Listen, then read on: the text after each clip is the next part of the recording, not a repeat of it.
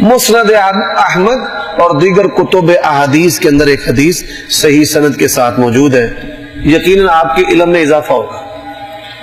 قبر میں کتنے سوال ہوں گے؟ کتنے؟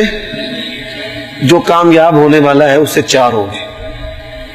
جو کامیاب ہونے والا ہے اس سے کتنے سوال ہوں گے؟ 4 ہوں گے۔ من ربک؟ ربی اللہ۔ من نبی محمد صلی اللہ علیہ وسلم۔ ما دینک؟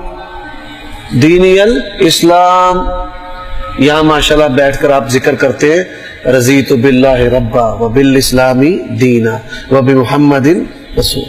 اس کو پڑھا کرے کثرت سے، یہ پرچہ آؤٹ ہو چکا ہے۔ اب جب تینوں سوالوں کے جواب دے گا تو فرشتہ جو ہے وہ اسے کہے گا کیف علمت ھذا، تجھے ان 3 سوالوں کا کیسے پتا چلا؟ بھائی بڑی معذرت کے ساتھ اللہ کی قسم ہے کسی مولوی سے میری کوئی ذاتی دعوت نہیں ہے۔ وہ کہے گا میں نے فضائل اعمال پڑھی ہے،